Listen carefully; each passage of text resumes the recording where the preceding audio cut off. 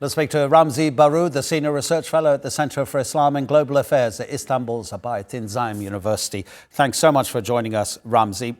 For you, what would an Israeli occupation of Gaza look like? In other words, how unstable would it be for occupier and the occupied?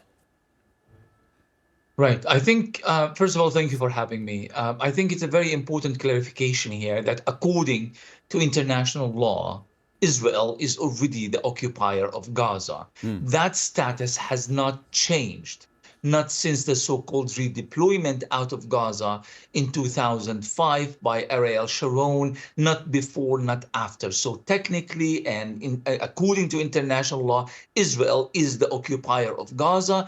And according to the Fourth Geneva Convention, Israel must behave as an occupying power according to international law, which Israel, of course, hasn't done by carrying out genocides and a perpetual siege against the occupied party. But what we are referring to here is something that is far more dangerous than military occupation, which is already in place. What we are referring to here is an attempt at ethnically cleansing Gaza.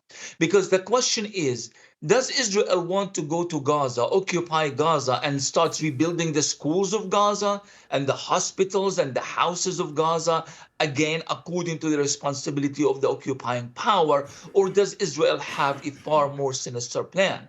And I think the plan is to these evacuation orders that your reporter in Gaza was referring to. Evacuation orders means that we are about to carry out military operations in certain areas, and we would like you to please very politely move to somewhere else in the south. Otherwise, we are going to pulverize your neighborhood and kill everybody inside. And that's really ultimately Netanyahu's plan. He wants to push the Palestinians into the Sinai Desert by creating an impossible humanitarian situation in Khan Yunis, in Rafah, in the Mawasi area, ultimately with the hope that Egypt would finally relent and allow Palestinians to be ethnically cleansed into the desert. Well, let's pick up exactly on that, Ramzy, because the clip that we just played of President Trump, he was asked what his opinion is about this possibility of Israel taking complete control of Gaza. And he said, I don't know what the suggestion is. Nobody believes him. Everybody believes that he knows exactly what Benjamin Netanyahu's plan is. Do you, Ramzy, believe the US president when he says he's spoken to some of Gaza's near neighbors and that they're prepared to take in Palestinians? Because it seems as if Trump and Netanyahu want to empty Gaza of its population. That's exactly right. And I don't believe him either. I think Trump has taken advantage of this reputation that many of us, frankly, as political analysts all over the world have created for him, that he is clueless, that he contradicts himself sometimes within the same sentence, within the same press conference. And as a result, you can't trust anything and everything that he says. But I think by now, Trump knows. I mean, he has seen the images. He has seen the pictures of the starving children. Witkoff must have conveyed to him a great deal of details about what is happening in Gaza. How is it possible that ordinary people in the streets of, well, I was going to say Turkey, but people in Turkey already know what's going on in Gaza.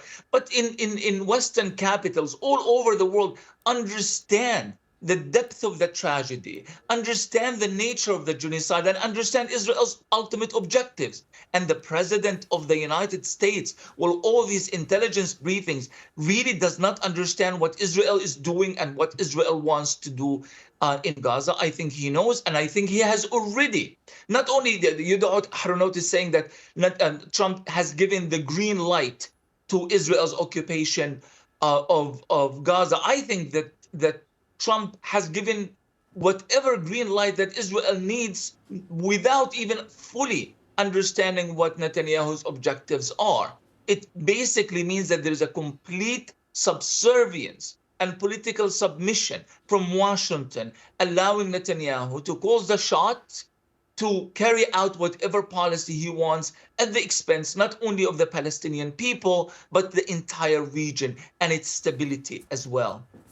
Ramzy, a brief appearance from you today, but you know we're always going to have you back. Really appreciate it. Thank you.